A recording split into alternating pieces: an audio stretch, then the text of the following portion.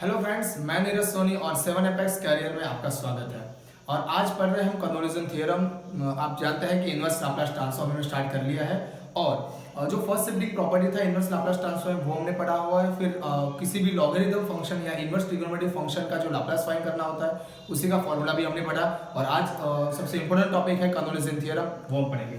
देखते हैं convolution theorem है क्या और उसका यूज करके किसी भी इनवर्स लाप्लास के जो एग्जाम्पल है कैसे सॉल्व होता है, देखते हैं। फ्रेंड्स, फॉर्मूला ये है कि अगर दो s वेरिएबल वाले फंक्शन अगर मल्टीप्लिकेशन में है और अगर दोनों का इनवर्स आपके पास हो, आप जानते हो दोनों का इनवर्स, तभी आप ये कन्वर्जन थ्योरम अप्लाई कर सकते हो। 0 से t f ऑफ u और g of t minus u du। With respect to u integration हो रहा है, सारे टर्म u में है। इस चीज को आप याद रख सकते हो, GTU गुजरात टेक्नोलॉजिकल यूनिवर्सिटी, इस वर्ड से आप याद रख सकते हो। तो फ्रेंड्स, मैंने पहले ही बोला कि कन्वोल्यूशन थ्योरम आप तभी अप्लाई कर सकते हो जब आपके पास दो s वेरिएबल वाले टर्म मल्टीप्लिकेशन में हो और दोनों का इनवर्स आप जानते हो। इसीलिए यहाँ पर लिखना जरूरी है कि L inverse f bar s is equal to f of t and L inverse g bar s is equal to g of t। आपको मालूम है कि s वेरिएबल वाला जो फंक्शन होता है उसमें L इनवर्स अप्लाई होता है और अगर L इनवर्स अप्लाई होता है तो आंसर आपको t वेरिएबल में मिलता है। ओके, तो यही जो रिलेशन है s वेरिएबल और t वेरिएबल का, उससे के बीच हम खेल रहे हैं। ओके, तो ये कन्वोल्यूशन थ्योरम का एग्जांपल अभी पढ़ेंगे। फॉर्मूला फिर से देख लेते हैं। अगर ये दो s वेरिएबल वाले फंक्शन है, अगर L इनवर्स अप्लाई होता है, दो s वेरिएबल वाले फंक्शन है, मल्टीप्लिकेशन में है, L इनवर्स अप्लाई होता है, आपको इंटीग्रेशन करना पड़ेगा। और इंटीग्रेशन करने से पहले आपको देखना पड़ेगा कि यहाँ पर कन्वोल्यूशन थ्योरम अप्लाई होगा कि नहीं। तो इसलिए आपको चेक करना पड़ेगा कि दोनों s वेरिएबल वाले फंक्शन जो है इसका आपको इनवर्स लाप्लास मालूम है या नहीं। अगर आपको मालूम है तो दोनों का इनवर्स फाइंड कर दो। अगर आप f बार s का इनवर्स फाइंड कर रहे हो तो आपको f ऑफ t मिलेगा, g बार s का इनवर्स फाइंड कर रहे हो तो आपको g ऑफ t मिलेगा। ओके, अभी आपको करना क्या है प्रोसीजर में, ये जो इंटीग्रेशन है इंटीग्रेशन का सॉल्यूशन ढूंढना है। तो इंटीग्रेशन में कौन सा टर्म रखना है, तो आपको f of u and g of t minus u रखना है। फॉर एन एग्जांपल, आपके पास f ऑफ t है, आपके पास f ऑफ t मतलब आपने f ऑफ t फाइंड कर दिया है, लेकिन रखना क्या है f ऑफ u। तो आप सिंपली t को u से रिप्लेस कर दो। ओके, मान लो कि f of t is equal to t square है, then what is f of u? f of u is equal to u square. हो गया फ्रेंड। दूसरी बात, आपको g of t minus u रखना है। अगर आपके पास g of t sin t है तो what is g of t minus u? आप क्या रिप्लेस कर रहे हो? आप t को t माइनस u से रिप्लेस कर रहे हो और इक्वल की जो राइट साइड है वहां पर आप t को t माइनस u से रिप्लेस कर दो। ये और ये दोनों टर्म मतलब f of u and g of t minus u यहां पर आपको इंटीग्रेशन में रखना है। आपको इंटीग्रेशन का जो भी रूल है वो अप्लाई करना है और अप्लाई करने के बाद जो भी आंसर मिलेगा वो होगा inverse Laplace transform for the given example. Okay, चलिए देखते हैं एक example.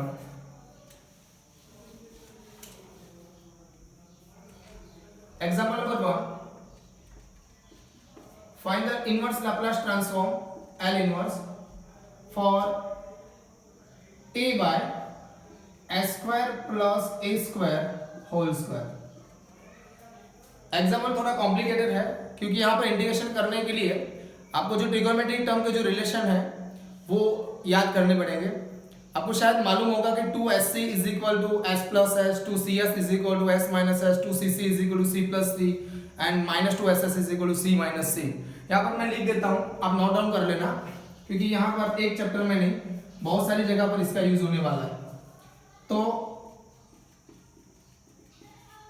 2sc is equal to s plus s, आपको मैं बता दूं, आपको मालूम ही होगा कि व्हाट इज s, वो साइन रिप्रेजेंट करता है, sin sine trigonometric function, and जो c है वो cos रिप्रेजेंट करता है। मतलब इसका मीनिंग ये होता है कि 2 sin into cos then sin plus sin।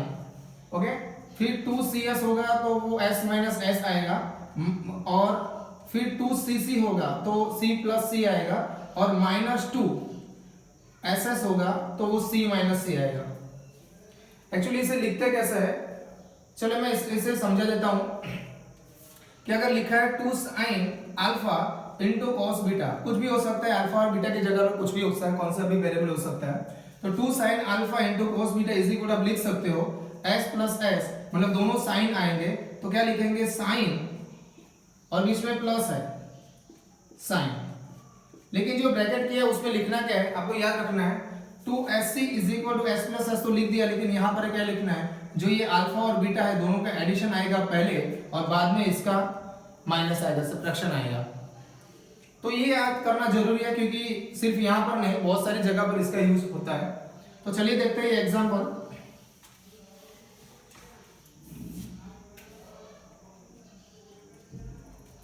Friends यहाँ पर हम जो सॉल्व कर रहे हैं हमारे पास दिया है L inverse a by s square plus a square whole square. आप a by s square plus a square whole square को आप ऐसे लिख सकते हो 1 by s square plus a square into a by s square plus a square. तो denominator का तो स्क्वायर हो गया और न्यूमरेटर में 1 into a that means a। तो मैंने बोला था कि ये रूल आपको तभी अप्लाई करना है जब आपके पास दो s वेरिएबल वाले फंक्शन हो। तो यहाँ पर दिख रहा है एक जो टर्म है उसमें दो टर्म आपको मिल रहा है और दोनों का इनवर्स आपको मालूम है। अगर आप इसको f बार s बोलते हो तो इसका इनवर्स भी आपको मालूम है और इसका इनवर्स भी आपको मालूम है, हालांकि दोनों का इनवर्स सिमिलर ही है। देखते हैं, consider f bar s is equal to, इस टर्म को मैं बोल देता हूं f बार s और g बार s जो है वो a by s square plus a square है। तो ये कौन सा इनवर्स का फॉर्मूला है, तो a by s square plus a square आपको मालूम है फ्रेंड, वो sin 80 होता है। आप a से मल्टीप्लाई डिवाइड करेंगे तो ये भी sin 80 हो जाएगा। आप s से मल्टीप्लाई डिवाइड नहीं कर सकते क्योंकि वो पैरामीटर है। तो फ्रेंड यहां पर इसका इनवर्स मुझे फाइंड करना है, L inverse f bar s is equal to 1 by a L inverse a by s square plus a square. आप a से मल्टीप्लाई डिवाइड इसलिए कर रहे हो क्योंकि यहाँ पर फॉर्मूला बन रहा है इनवर्स का sin 80 का, जरूरत है यहाँ पर कांस्टेंट a नहीं है इसलिए आपने मल्टीप्लाई डिवाइड किया। तो आपको मिला 1 बाय a sin 80 मिला, क्योंकि आपको मालूम है a by s square plus a square का इनवर्स sin 80 होता है। और ये जो मिला उसको आप बोल सकते हो f ऑफ t, क्योंकि आपने किया क्या है, आपने f बार s जो है इसका इनवर्स फाइंड किया है, f बार s जो है इसका इनवर्स फाइंड किया, आपको मिला f ऑफ t।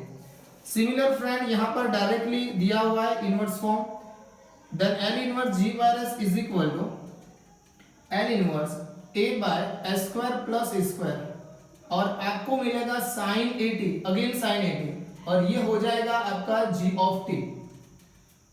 तो फ्रेंड अगर आपके पास f बार s है और उसका आप इनवर्स फाइंड कर रहे हो तो f बार s का इनवर्स होगा f ऑफ t। आपके पास g बार s है, आप उसका इनवर्स फाइंड करो तो वो t वेरिएबल में लिखा जाएगा, मतलब g ऑफ t होगा। आपने f of t and g of t दोनों फाइंड कर दिया है, मतलब ये सिर्फ थोड़ा लेंथी रहेगा एग्जाम आपके लिए, लेकिन बहुत इजी है। ये जो है वो आपके लिए f ऑफ t है, मैंने राउंड कर दिया है, और ये जो है रेक्टेंगुलर बॉक्स में तो ये जो है वो आपके लिए g ऑफ t है। करना क्या है, तो रूल के हिसाब से जाएंगे हमको कुछ नहीं करना है। हमारे पास जो एग्जांपल है उसमें हमने f बार s और g बार s को कंसीडर कर दिया है, उसका इनवर्स भी फाइंड कर दिया, तो हमारे पास f of t g of t भी आ गया है। मैंने हालांकि समझाया था पहले कि f of t g of t नहीं रखना है इंटीग्रेशन में, आपको रखना है u वेरिएबल वाला फॉर्म, सिर्फ रिप्लेस करना है। f ऑफ t को f ऑफ u से रिप्लेस, मतलब f ऑफ t को t से रिप्लेस करेंगे तो f ऑफ u बच जाएगा, और g of t minus u बनाना है तो t को t माइनस u से रिप्लेस कर दो, फिर आपको इंटीग्रेशन में टर्म रखना है। देखते हैं आगे क्या होता है।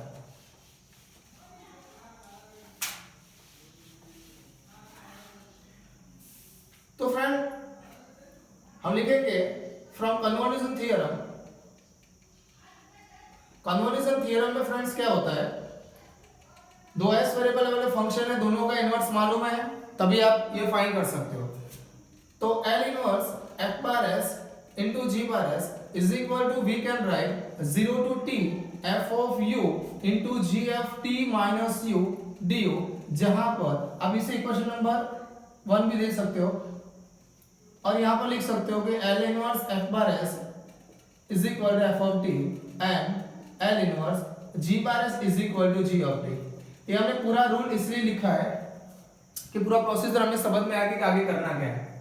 फ्रेंड्स जो हमारा एग्जांपल है उसमें क्या चेंजेस होने वाला है, तो a by s square plus a square whole square, मतलब आपके पास जो f bar s and g bar s है, ये जो है इस तरह से लिखेंगे into a by s square plus a square is equal to, हम लिख सकते हैं 0 to t what is f of u, then f of u is equal to, तो f ऑफ t क्या है friend, f of t sin at 1 by a, तो 1 by a sin a u हो जाएगा।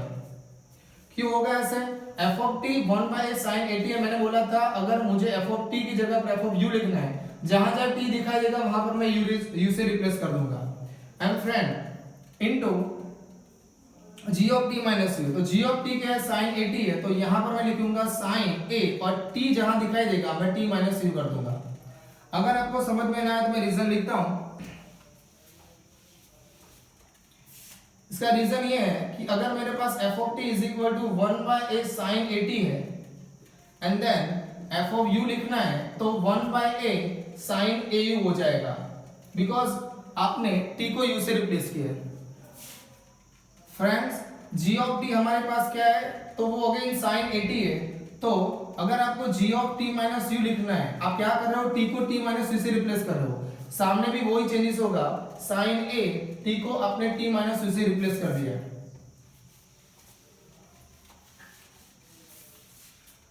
अभी आपको इसका इंटीग्रेशन करना है, इंटीग्रेशन करने से पहले थोड़ा सिंपलीफाई कर देते हैं, 1 बाय a कांस्टेंट है उसे इंटीग्रेशन के बाहर निकाल देते हैं, और क्या बचा, तो sin au into sin a जो अगर मल्टीप्लाई में आएगा तो at माइनस au आएगा और du। अब इसका इंटीग्रेशन करना चाहते हो, और अभी मैंने नोट डाउन करवाया आपको कि अगर दो ट्रिग्नोमेट्रिक फंक्शन मल्टीप्लिकेशन में है तो आप वो जो नोट लिखा है उसका यूज कर सकते हो। यहाँ पर क्या है, यहाँ पर दो साइन वाले टर्म है और लास्ट जो टर्म लिखवाया था -2ss is equal to c minus c, तो दोनों s यहाँ पर मल्टीप्लिकेशन है तो लास्ट वाला जो स्टेटमेंट वो यूज होगा। तो यहाँ पर क्या करेंगे, -2 की जरूरत है क्योंकि वो लास्ट वाला स्टेटमेंट क्या है, -2ss is equal to c minus c। तो फ्रेंड्स यहाँ पर क्या करेंगे, -2 से मल्टीप्लाई एंड डिवाइड करेंगे, -2 से डिवाइड कर दिया और -2 से मल्टीप्लाई करेंगे, तो sin au into sin at minus au। Friends यहाँ पर इंटीग्रेशन अभी नहीं कर रहे हैं, हम सिंपलीफाई करेंगे क्योंकि डायरेक्टली इंटीग्रेशन पॉसिबल है, दो ट्रिग्नोमेट्रिक टर्म मल्टीप्लिकेशन में है, यूवी रूल अप्लाई नहीं हो सकता। ओके, तो थोड़ा सिंपलीफाई करेंगे एंड सिंपलीफाई करने के बाद ऐसे टर्म हमें मिलेंगे जिसका इंटीग्रेशन हम आसानी से कर पाए। क्या किया हमने, -2 से मल्टीप्लाई एंड डिवाइड कर दिया क्योंकि हमको ये मालूम है कि -2ss is equal to c minus c लिख सकते हैं। फ्रेंड्स -1/2a और 0 से t यहां पर लिख सकते हैं, ये अल्फा हो जाएगा फ्रेंड्स और ये बीटा हो जाएगा। -2ss is equal to c minus c, तो cos बीच में माइनस आएगा, अगेन cos और du। फ्रेंड्स मैंने समझाया था कि पहला जो होता है वो एडिशन होता है, दूसरा सब्ट्रैक्शन मतलब माइनस करना होता है, पहले प्लस करेंगे, au plus at minus au। Friends au plus at minus au, आपने सिर्फ दोनों का एडिशन कर दिया है। यहाँ पर क्या करोगे आप, au माइनस, अगर ये ब्रैकेट के सामने माइनस आएगा और अगर मैं ब्रैकेट ओपन कर दूंगा तो ये -at हो जाएगा और माइनस माइनस प्लस au हो जाएगा। समझ में आया फ्रेंड्स, ये जो है इस टर्म के आगे अगर मैं माइनस लगाऊंगा और ब्रैकेट को ओपन कर दूंगा तो जो प्लस वाला टर्म माइनस हो जाएगा, माइनस वाला टर्म प्लस हो जाएगा।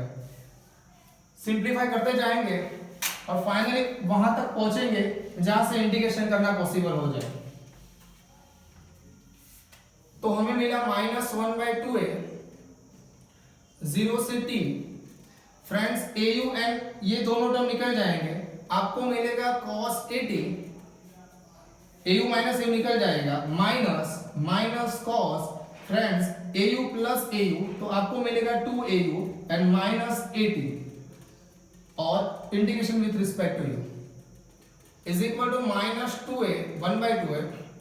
अभी आपको इंटीग्रेशन करना है, आप जिस टर्म का इंटीग्रेशन कर रहे हो वो term with respect to u integration, उस टर्म का with respect to u integration होगा। मतलब आप विद रिस्पेक्ट यू इंटीग्रेशन कर रहे हो तो जहां जहां यू वाले वेरिएबल होंगे उसका इंटीग्रेशन होगा। अगर कोई कांस्टेंट टर्म होगा तो कांस्टेंट टर्म का इंटीग्रेशन ही होगा, लेकिन आपको मालूम है कांस्टेंट टर्म का इंटीग्रेशन क्या होता है। इन जनरल के का इंटीग्रेशन करना है तो आप जिस वेरिएबल के रिस्पेक्ट में इंटीग्रेशन करते हो वो वेरिएबल मल्टीप्लाई में आता है। तो यहां पर कांस्टेंट टर्म दिखाई दे रहा है आपको, cos 80 कांस्टेंट टर्म है। कांस्टेंट टर्म क्यों है? क्योंकि आप with respect to u variable ना, विद रिस्पेक्ट टू यू आप इंटीग्रेशन करना चाहते हो। यहां पर यू वेरिएबल नहीं है, तो यू वेरिएबल नहीं है तो वो पूरा टर्म कांस्टेंट हो जाएगा। और मैंने बताया कि कांस्टेंट का इंटीग्रेशन क्या होता है, तो कांस्टेंट इनटू दैट वेरिएबल जिसके रिस्पेक्ट में आप इंटीग्रेशन करना चाहते हो। तो यहां पर हो जाएगा u इनटू cos 80। फिर आप इसका इंटीग्रेशन करना चाहते हो और आपको u दिख रहा है, मतलब इसका integration with respect to u हो रहा है, आपको कुछ मिलेगा। तो cos का इंटीग्रेशन क्या होता है फ्रेंड? cos का इंटीग्रेशन प्लस साइन होता है, cos का इंटीग्रेशन प्लस साइन होता है। और यहाँ पर because of the chain rule, तो चेन रूल में क्या होता है मैंने समझाया था कि e⁻80 का इंटीग्रेशन अगर करना है आपको तो e⁻80 डिवाइड बाय a होता है, कांस्टेंट डिनोमिनेटर में आता है।